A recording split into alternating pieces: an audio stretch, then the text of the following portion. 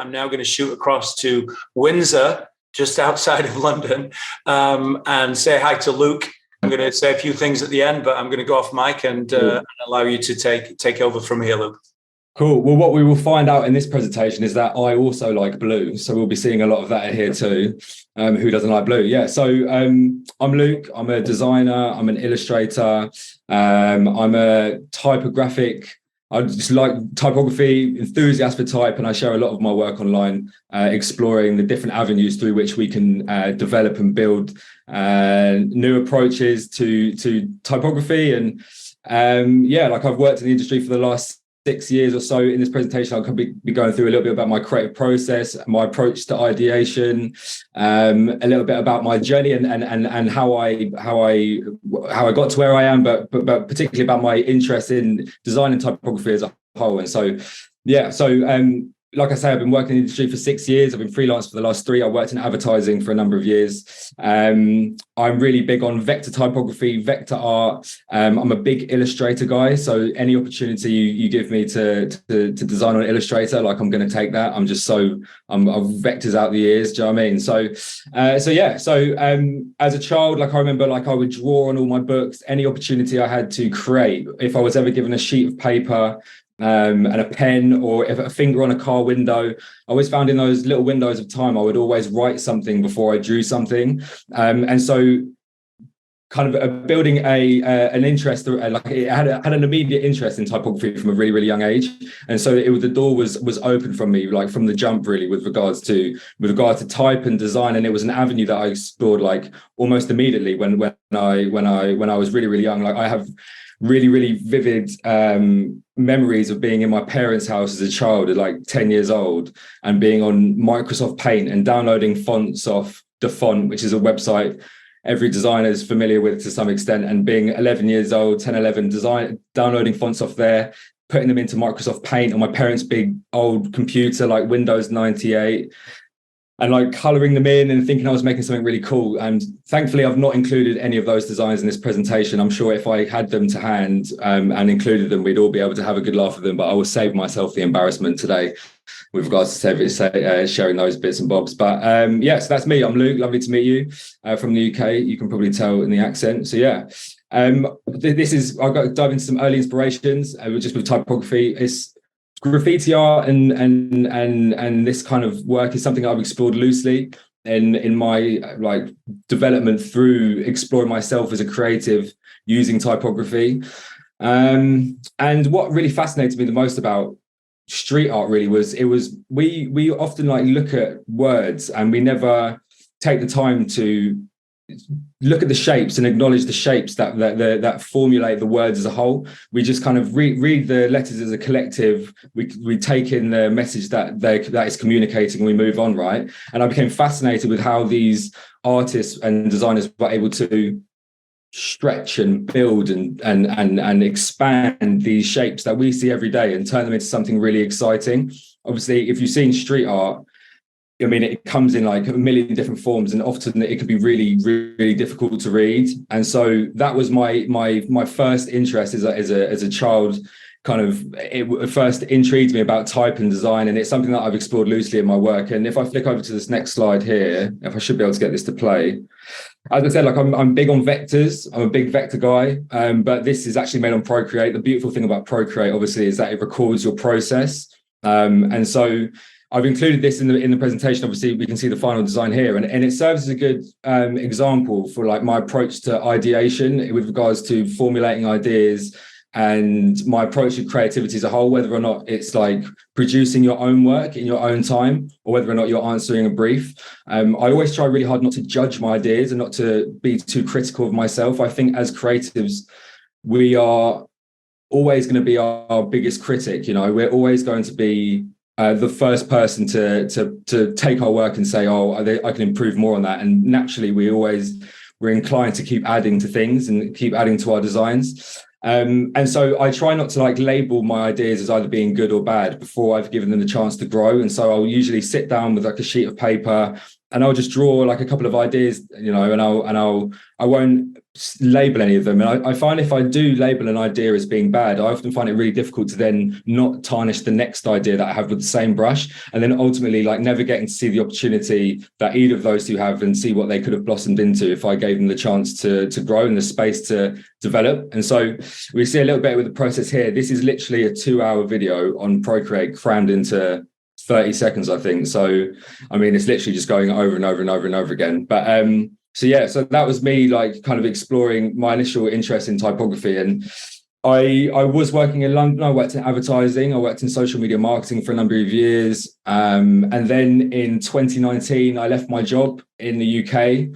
When I was working in the industry, I kind of disconnected with my love and my enthusiasm for typography. I was very invested in the work I was making in the office. You know, I wasn't creating for myself anymore.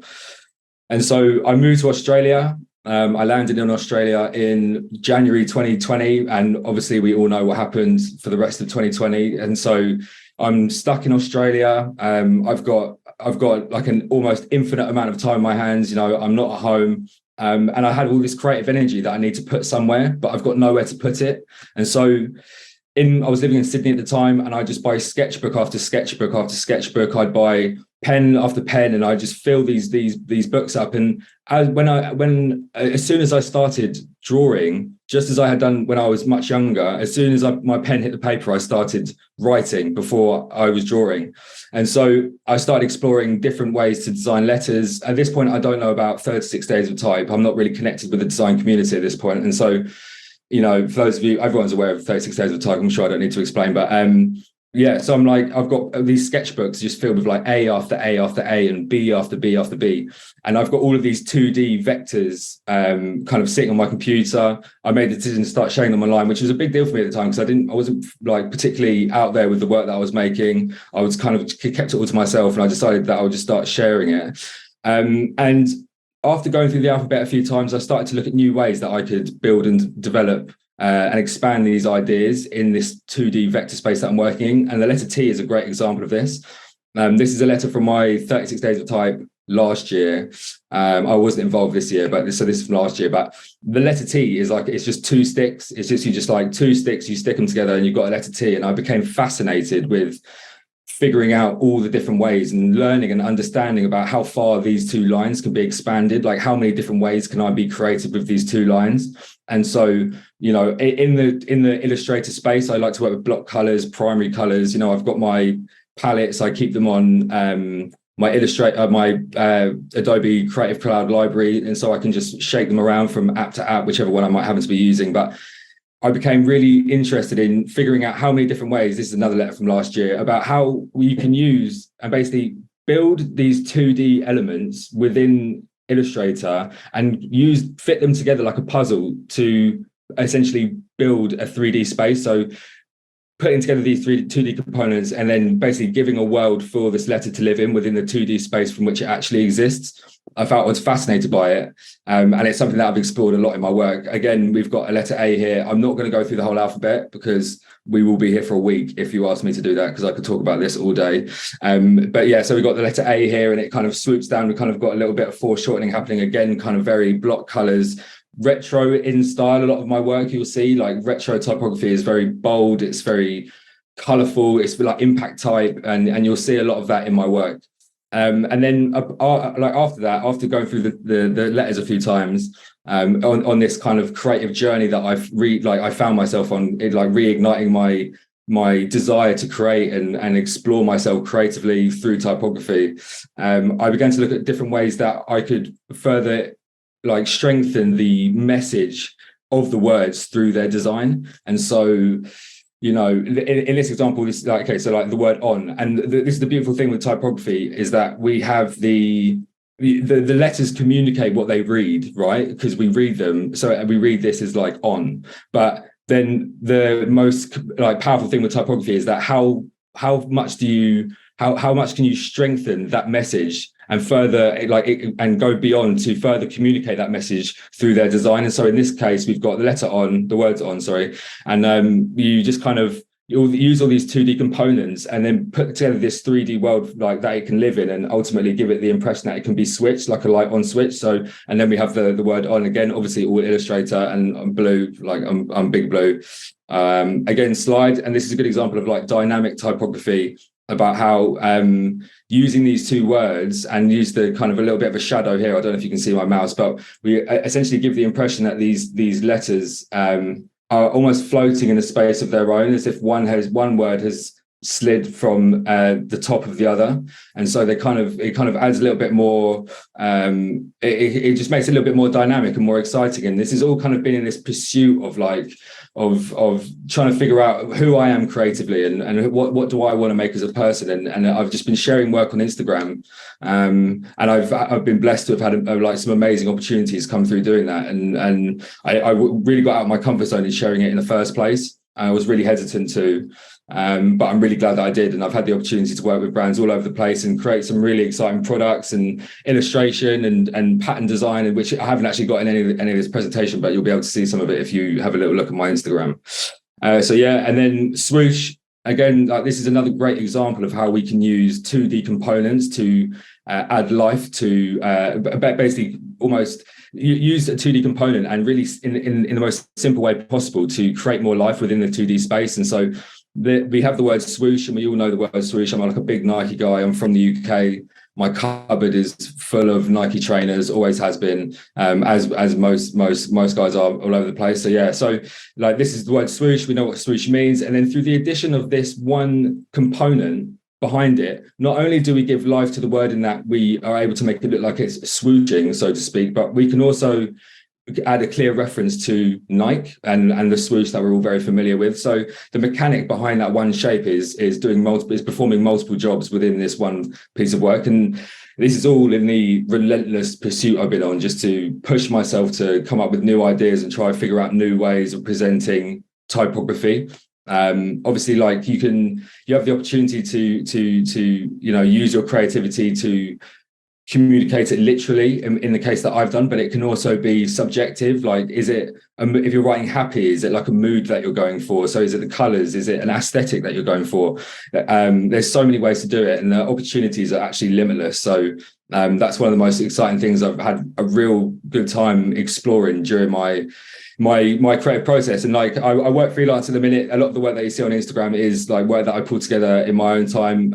If you want to see some of my project stuff, you can go on my website, but we're kind of going through all of that stuff today. And in the last example of like dynamic typography, I think you should be able to see a little thing here, is how we take these really simple letters and these really simple shapes, and then by using really simple design tactics, we're able to give them life. And so this just says let go, right? And we've got 3 colors. But we basically take this onto Illustrator. We then pin it to its own plane, so using the classic 3D Illustrator tools, and then just whack that right into Photoshop. Sorry, we're able to use the Liquify tool to give these letters life, and so we present them in a way that they almost feel like they're not only does it like further communicate the message that we're getting across, but it kind of gives them life in that it looks like they're being peeled from they're being let go from the surface from which they've been typed. And yeah, like if you there's a whole like a host of other things that I could talk about today with regards to my work and my processes, like pattern design and illustration and all this kind of stuff. But for me, my journey with typography, my journey with design, as I said, like I worked professionally for a few years in the city, and I've kind of reconnected with it and really enjoyed sharing my explorations of typography and my explorations of design as I continue this like pursuit of building and trying to formulate new ideas in the most simple and effective ways possible. So really appreciate jumping on the call today. This one's pink, thankfully not blue. And yeah, like thanks for having me on. Back to you, James. Back to the studio. Thank you, Luke. Wow. I mean, just the word there, dynamic type. Just hold for a sec before I let you go. I think you've got this wonderful gift of almost creating these optical stories, and the fact that when you were talking about the letter T, you just call them sticks, just like paring it down to something very simple rather than maybe typographical terminology. I also love the fact that you said along the lines of, when we look at words, acknowledge the shape.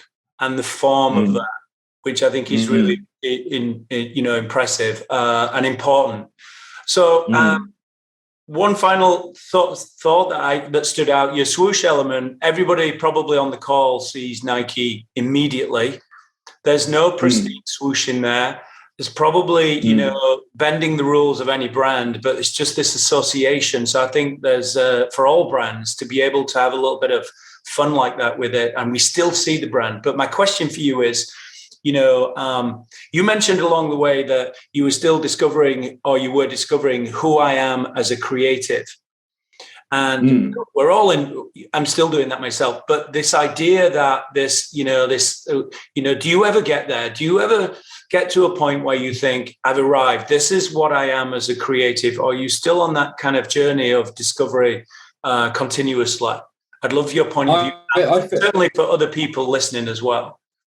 I think, like I said, I think we are all as creators, we're always our biggest critic, and we're always the first to say that there's more I can do to the work that I'm creating. I think, in my I worked professionally in design, and I have done for some years, but in my agency experience, I feel like I had hit like a ceiling, almost not a ceiling, but I got to a point where I felt like there was more creative energy that I needed to pursue. And then I think, to answer your question, I would say, who knows if it ends, and you only really get to find out if you explore yourself through your medium of choice. And in my case, obviously, it's typography, and I find joy in developing ideas, and I find joy in having those moments where I can sit back and look at the work that I've produced and have a little light bulb moment and think, I'm really proud of that. I'm really happy that I made that. And that's one of the most special things with typography, but design as a whole.